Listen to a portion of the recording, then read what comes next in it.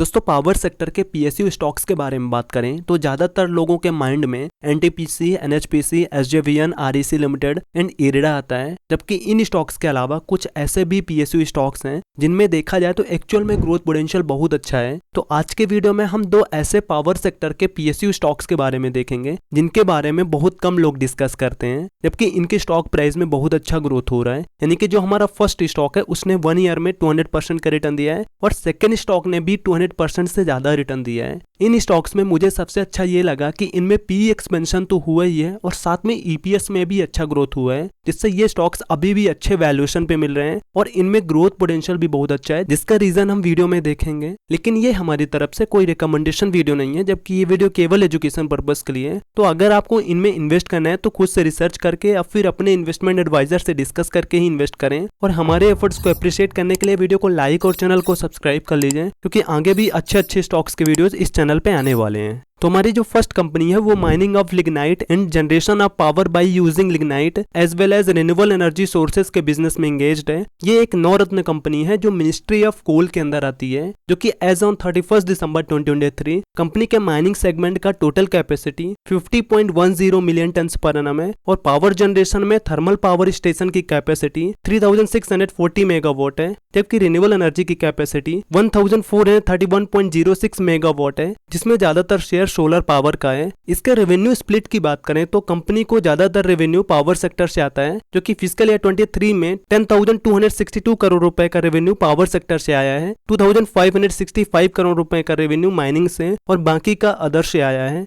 इसमें ग्रोथ क्यों हो सकता है जिसका रीजन हम आगे देखेंगे और इसके रिसेंट डेवलपमेंट पर फोकस करेंगे। लेकिन इससे पहले इसके नेम की बात करें तो हम जिस कंपनी के बारे में बात कर रहे हैं उसका नेम है एनएलसी इंडिया लिमिटेड। इसके कुछ स्ट्रॉन्ग इन हाउस कैपेबिलिटीज है, जैसे कंपनी के पास अच्छा खासा एक्सपीरियंस है ओपन कास्ट माइनिंग में, operation, maintenance, project management and consultancy का, और पावर जनरेशन में लिग्नाइट वेस्ट थर्मल पावर के ऑपरेशन में एंड रिन्यूएबल पावर प्रोजेक्ट के कंसल्टेंसी में कंपनी के पास अच्छा एक्सपीरियंस है। NLC India limited first company है जिसने 1 gigawatt of renewable energy cross किया है, which is highest ever achieved by any CPSE, यानी कि central public sector enterprises. Strong in house capabilities है रिन्यूएबल एनर्जी में, project management, operation and maintenance and basic engineering का। इसमें growth prospects की बात करें तो कंपनी का ग्रोथ प्लान 2030, जिसमें माइनिंग की बात करें तो total existing capacity 50.10 million tonne per annum है, लेकिन एडिशनल कैपेसिटी प्रपोज्ड है 50.25 मिलियन टन पर एनम, जिससे total capacity 100.35 million tonne per annum हो जाएगा। और पावर का जो कि एग्जिस्टिंग कैपेसिटी 6071 मेगावाट है, लेकिन एडिशनल कैपेसिटी 11100 मेगावाट प्रपोज्ड है, जिससे टोटल कैपेसिटी 17171 मेगावाट हो जाएगा, जिसमें कंपनी का रिन्यूएबल एनर्जी में भी अच्छा फोकस है। तो ये कंपनी का एक्सपेंशन प्लान है, लेकिन सवाल ये उठता है कि कंपनी इस टारगेट को अचीव करने के लिए एफर्ट्स क्या कर रही है। तो यहाँ देखिए कंपनी के कुछ ऑनगोइंग और अपकमिंग प्रोजेक्ट्स हैं। तो ऑनगोइंग माइनिंग प्रोजेक्ट की बात करें तो 9 मिलियन टन का प्रोजेक्ट है, जो कि एक्सपेक्टेड है कि सितंबर 2028 तक कंप्लीट हो सकता है। थर्मल पावर का 1080 मेगावाट का ऑनगोइंग प्रोजेक्ट है, जो कि एक्सपेक्टेड है कि 2024 में ही कंप्लीट हो सकता है। और रिन्यूएबल पावर के ये सभी प्रोजेक्ट्स को मिला के 2110 मेगावाट के ऑनगोइंग प्रोजेक्ट्स हैं, जो कि एक्सपेक्टेड है कि 2025 तक कंप्लीट हो सकते हैं। और ऐसे ही ये सभी कंपनी के अपकमिंग प्रोजेक्ट्स हैं, जो कि ज्यादातर प्रोजेक्ट्स अभी अंडर प्लानिंग स्टेज में हैं। ये डाटा फरवरी 2024 तक का है, लेकिन इसके बाद मार्च 2024 को कंपनी ने राजस्थान गवर्नमेंट के साथ 7000 करोड़ रुपए का डील साइन किया है renewable and lignite power plants के लिए, जिसमें कंपनी राजस्थान में 1000 मेगावाट का सोलर पावर प्लांट स्टैब्लिश करेगी और 125 मेगावाट का lignite waste power plant establish करेगी।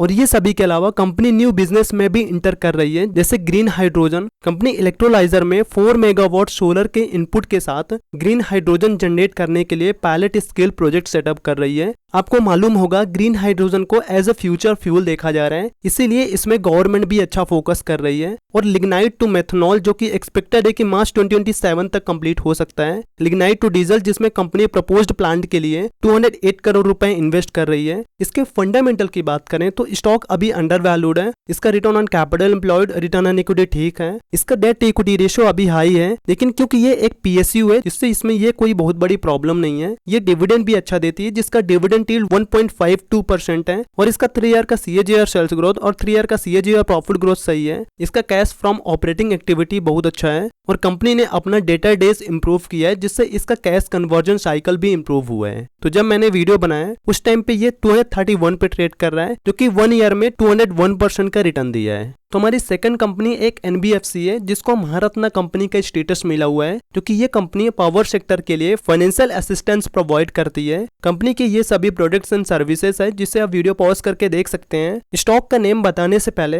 मैं आपको बता दूं कि इस वीडियो में हम इस स्टॉक के बारे में समझने के लिए इसके पीयर से कंपेरिजन किया है, तो वीडियो को लास्ट तक जरूर देखिएगा। और रही बात इसके नेम की, तो हम जिस कंपनी के बारे में बात कर रहे हैं उसका नेम है PFC यानी कि पावर फाइनेंस कॉर्पोरेशन लिमिटेड। इसका अभी लोन एसेट 4,57,027 करोड़ रुपए है, जबकि 2022 में ये 3,93,387 करोड़ रुपए था, यानी कि इसमें 16% का ग्रोथ देखने को मिला है। जबकि अगर इसके रिन्यूएबल एनर्जी सेगमेंट की बात करें तो इसमें 37% का ग्रोथ देखने को मिला है। इसके डिसबर्समेंट्स यानी कि कंपनी ने जितना लोन डिस्ट्रीब्यूट किया है, जिसमें ईयर ऑन ईयर बेसिस पे 68% का ग्रोथ हुआ है। और इसमें सबसे अच्छी बात यह है कि लास्ट 1 ईयर में इसमें एक भी NPA ऐड नहीं हुआ है, जो कि अभी इसका नेट NPA रेशियो 0.90% है, जबकि फिस्कल ईयर 19 में ये 4.55% था, यानी कि कंपनी ने इसमें अच्छा खासा इंप्रूवमेंट किया है। तो अगर इसका कंपैरिजन इरिडा से करें, जो कि सेम इंडस्ट्री से बिलोंग करती है, तो इरिडा का नेट NPA रेशियो 1.52% है, लेकिन इरिडा का लोन बुक PFC के लोन बुक का अप्रोक्सीमेटली 11% ही है। यानी कि मेरा कहने का मतलब ये है कि एक लार्ज लोन बुक वाली कंपनी को NPA मैनेज करना स्मॉल लोन बुक वाली कंपनी से ज्यादा डिफिकल्ट होता है, लेकिन फिर भी PFC का नेट NPA रेशियो इरिडा के कंपैरिजन में बहुत अच्छा है। इसका मतलब ये नहीं है कि इरिडा कंपनी सही नहीं है, नो डाउट इरिडा बहुत अच्छी कंपनी है। हमने केवल समझने के लिए इसका कंपैरिजन किया है। इसके फंडामेंटल की बात करें तो ये स्टॉक अभी अच्छे वैल्यूएशन पे मिल रहा है। इसका रिटर्न ऑन कैपिटल एम्प्लॉयड तो कम है, लेकिन रिटर्न ऑन इक्विटी बहुत अच्छा है। कंपनी डिविडेंड भी अच्छा देती है, जिसका डिविडेंड यील्ड 2.73% है। इसके सेल्स में ज्यादा ग्रोथ नहीं हो रहा है, लेकिन प्रॉफिट में बहुत अच्छा ग्रोथ हो रहा है, जो कि 10 ईयर का कंपाउंडेड प्रॉफिट ग्रोथ 14%, 5 ईयर का 19%, 3 ईयर का 31% और ट्रेलिंग 12 मंथ का कंपाउंडेड प्रॉफिट ग्रोथ 30% है। और वहीं स्टॉक ने इन्वेस्टर्स को अच्छा रिटर्न दिया है, जो कि 10 ईयर का CAGR रिटर्न 18%, 5 ईयर का 33%, 3 ईयर का 64% एंड 1 ईयर का 203% है।